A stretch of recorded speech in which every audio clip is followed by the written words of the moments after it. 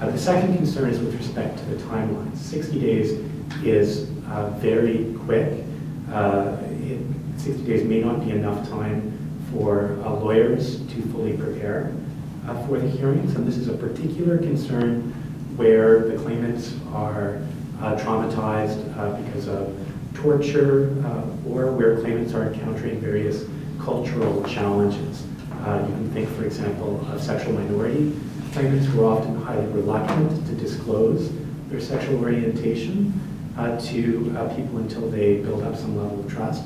There's a concern as to whether 60 days is enough time to develop that level of trust. But that's the third step, a hearing at the Refugee Protection Division of the IRB within 60 days.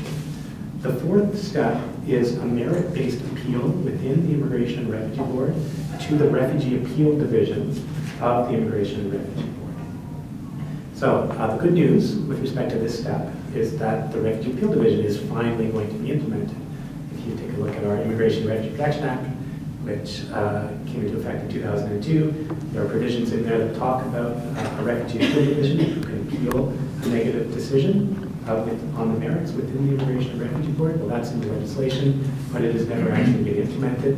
Now it will be implemented. So this is a new, step. The members of the Refugee Appeal Division are going to be governor-in-council appointees, so they'll be similar to the current Refugee Protection Division, so there'll be more independence there. But there is a concern with respect to the Refugee Appeal Division. That concern is that it's not accessible to all claimants. Specifically, if you come from a country that is designated as a safe source country, then you are not entitled to appeal your decision to the Refugee Appeal Division. The Minister of Immigration has discretion with respect to what countries are actually listed, and there's some concern that countries that are widely regarded as unsafe, such as Mexico, for example, could be included on this list, which would mean that claimants from that country would not be able to access the Refugee Appeal Division. So that's one concern. A second concern with respect to the Refugee Appeal Division is that it's a largely paper-based process. So you don't actually get a hearing unless you can bring new evidence, unless you can persuade the Refugee Appeal Division that a hearing is actually necessary. And that's a concern if you think that the independence of the decision makers at the Refugee Appeal Division, if you think that that independence is particularly important, then the fact that it's a paper-based process rather than an in-person hearing will be of concern. That's the fourth step, a merit-based appeal within the Immigration and Refugee Board at the Refugee Appeal Division. The fifth step is judicial review. So you can go to the federal court, you can make an application for leave to judicially review a decision either by the Refugee Protection Division, if you're from a safe source country, or from the Refugee Appeal Division, if you're just a regular claimant. The process has not significantly changed, so this is the same as it is currently. There are concerns about the current process, however, the major concern being that you cannot judicially review a negative refugee determination as of right. You don't have an automatic right to have the federal court hear your application for judicial review. Rather, you have to request permission. You can request leave. Leave is very infrequently granted, only in about 12% of the cases where it is requested.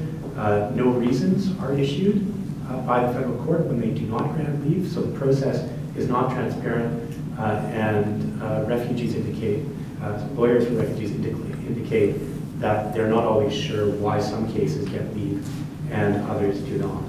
The only major change with respect to judicial review the government has announced is that they are significantly increasing the number of judges on the federal court who actually hear these applications for leave. The idea is that they want to make the process work faster. The sixth and final step, so if everything is negative up to this point, the sixth and final step is removal. So the government has indicated that it intends to remove people within 12 months of their making a claim.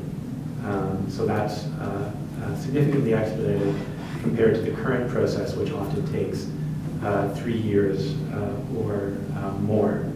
There are some changes with respect to removal. One is that you're no longer entitled to what's called a pre-removal risk assessment.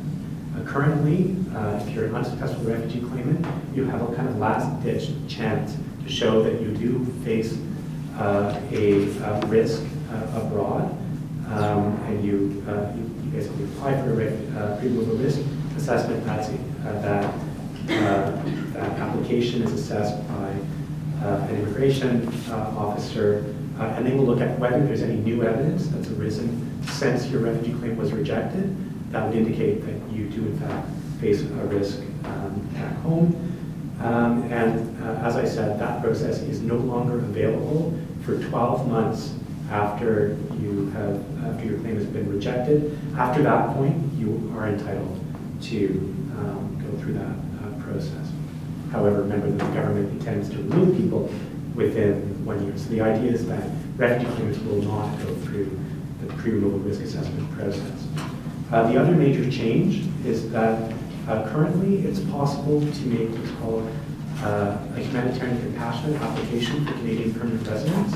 This is basically a discretionary process where you apply to the Minister for Canadian permanent residence, and you're asking for an exemption from the regular act. You're saying, I don't qualify for immigration under the regular procedures, but you should exercise your discretion to allow me to get permanent residence because there are good humanitarian and compassionate reasons why I should be able to remain in the country.